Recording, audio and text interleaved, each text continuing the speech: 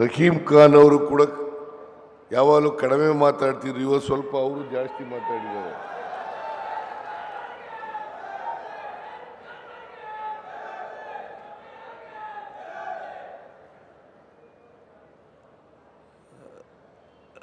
ಅವರು ಕೂಡ ನನ್ನ ಹೊರೆಯನ್ನ ಕಡಿಮೆ ಮಾಡಿದ್ದಾರೆ. ನಿಮಗೆಲ್ಲ ಗೊತ್ತಿದೆ, ಅನುಭವಿಸ್ತಾ ಇದ್ದೀರಿ.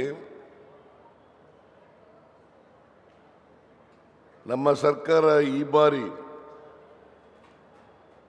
ಅಧಿಕಾರಕ್ಕೆ ಬಂದು ಮೇ 20ಕ್ಕೆ 2 ವರ್ಷ ಆಗ್ತಾ ಇದೆ. ಬಹುಶಃ ಮೇ 20ನೇ ತಾರೀಕು 2 ವರ್ಷ ತುಂಬಿದಂಥ ದಿನ. ನಾವು 2 ವರ್ಷದ ಸಾಧನೆಗಳನ್ನು 2 ವರ್ಷಗಳನ್ನು ಬಹುಶಃ ರಾಜ್ಯದ ಯಾವುದಾದ್ರೂ ಜಿಲ್ಲೆಯಲ್ಲಿ ಆಚರಣೆ ಮಾಡಿ ಈ ರಾಜ್ಯದ ಜನತೆಯ ಮುಂದೆ ಇಡ್ತಕ್ಕಂಥ ಪ್ರಾಮಾಣಿಕ ಪ್ರಯತ್ನವನ್ನು ಮಾಡ್ತೇವೆ. ಇವತ್ತು ಬೀದರ್ ಜಿಲ್ಲೆಯಲ್ಲಿ ಸುಮಾರು 2025 ಕೋಟಿ ರೂಪಾಯಿಗಳ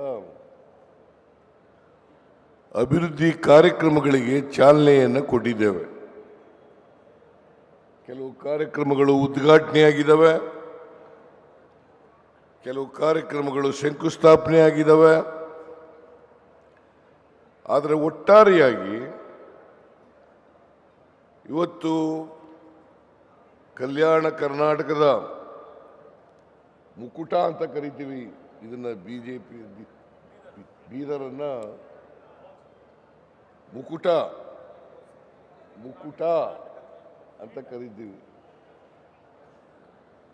ಇಂಥ ಜಿಲ್ಲೆಯಲ್ಲಿ 2025 ಕೋಟಿ ರೂಪಾಯಿಗಳ ಅಭಿವೃದ್ಧಿ ಕಾರ್ಯಕ್ರಮಗಳಿಗೆ ಇವತ್ತು ಚಾಲನೆಯನ್ನು ಕೊಟ್ಟಿದ್ದೇವೆ.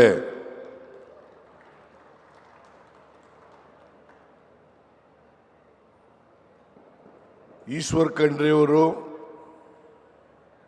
ಮತ್ತು ರಹೀಂ ಖಾನ್ ಅವರು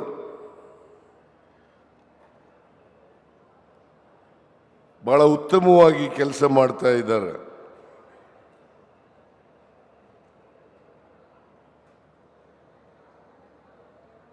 ಈಶ್ವರ್ ಖಂಡ್ರೆ ಅವರು ಜಿಲ್ಲೆಯ ಮಂತ್ರಿಯಾಗಿ ಎಲ್ಲರನ್ನೂ ಕೊಂಡೋಗ್ತಕ್ಕಂಥ ಪ್ರಯತ್ನವನ್ನು ಮಾಡ್ತಾ ಇದ್ದಾರೆ.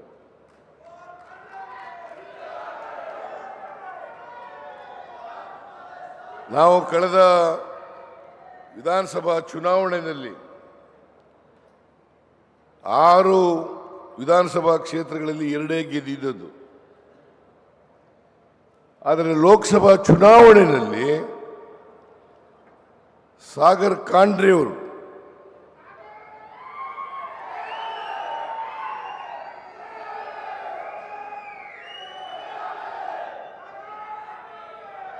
ದೊಡ್ಡ ಅಂತರದಿಂದ ಗೆಲ್ಲಿಸಿದ್ದೀರಿ.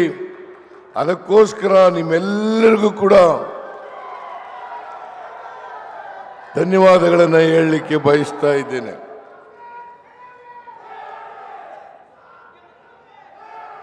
ಸಾಗರ್ ಖಂಡ್ರೆ ಅವರು ಒಬ್ಬ ಯುವಕ,